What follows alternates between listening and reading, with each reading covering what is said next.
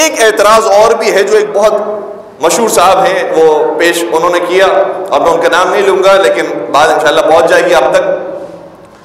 وہ کہتے ہیں کہ شیعوں کے پاس بولنے کے لیے کوئی باتیں نہیں ہوتی، شیعوں اور بریلویوں کے پاس بولنے کے لیے باتیں نہیں ہوتی، لہٰذا وہ ادھر ادھر کی باتیں ملاتے ہیں. وہ کہتے ہیں فلاں جگہ پر یہ واقعہ ہوا تھا تو فلاں جگہ پر بھی ہونا چاہیے، اگر ادھر ایسا ہوا ہے تو ادھر بھی ایسا ہونا چاہیے، اگر وہاں ایسا ہوا تھا تو یہاں پر بھی ایسا ہونا ممکن ہے. چونکہ ان کے پاس ڈائریکٹ بولنے کے لیے کوئی دلیلیں نہیں ہوتی، اس لیے ادھر ادھر کی باتیں بیان کر کے نقطے لگاتے ہیں. اور بہرحال ہمارے یہاں ممبروں سے ہوتا ہے کام، کوئی اسے ڈینائی بھی نہیں کر سکتا. اور آج اتفاق سے میں نے اپنی بات کا آغاز کیا ہے تو اسی انداز سے میں نے ایک مقدمہ آپ کی خدمت بیان کیا ہے تاکہ اپنی بات تک پہنچنے کے لیے میرے پاس جو قرآن کی تائیدات ہیں وہ موجود ہوں. ہے میرے ساتھ ساتھ؟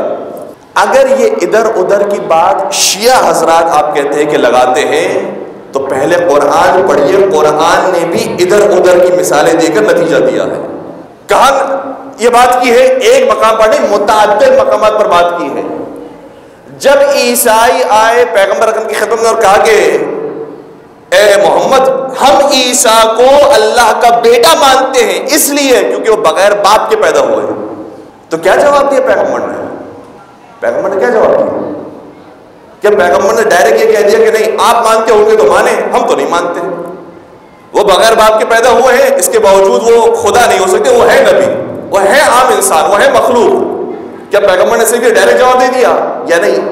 اس اشکال کا جواب دینے کے لیے ایک اور مثال پیش کی کہ اگر وہاں پر ایسا ہے تو یہاں پر بھی ایسا ہونا چاہیے. یہ بات قرآن میں موجود ہے،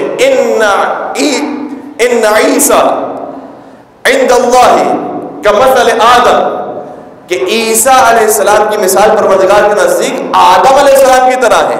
اگر تم یہ کہتے ہو کہ عیسیٰ بغیر باپ کے ہیں اس لیے وہ اللہ کے بیٹے ہیں، تو آدم علیہ السلام تو نہ باپ کے تھے نہ ماں کے تھے، پھر وہ بطریق اولا اللہ کے بیٹے ہوں گے. اب کوئی کہہ سکتا ہے کہ یہ تو ادھر ادھر کی باتیں ہو گئی، اب ڈائریکٹ بات کریں. انسان کو عقل دی ہے تو یہ فیصلہ کرے گا کہ ادھر اگر ایسی بات ہے تو ادھر بھی ایسی بات ہونی چاہیے، پھر نتیجہ پیش ہوگا. یہ عقل انسان کو جو دی ہے یہ فضول میں رکھنے کے لیے نہیں دی ہے. بار بار قرآن مجید نے ارشاد فرمایا ہے کہ افلا یتدبرون القرآن، تم قرآن میں غور و فکر کیوں نہیں کرتے ہو؟ ام علی قلوب اقفالها، کیا تمہارے دلوں پر تالے پڑ گئے ہیں کہ تم سوچتے نہیں ہو؟ جو آ گیا بول دیا. عقل سے کام لو، یہ قرآن مجید کا حکم ہے. کیا یہ نہیں فرمایا صم بکم عمی، کہ یہ وہ ہیں کہ جو گونگے بھی ہیں بہرے بھی ہیں؟ کیسے گونگے اور بہرے ہیں؟ ان کے پاس تو آنکھیں بھی ہیں کان بھی ہیں، پھر یہ کیوں کام نہیں لیتے؟ کہ اس لیے کیونکہ یہ ان آنکھوں سے اور کانوں سے ہدایت حاصل نہیں کرتے.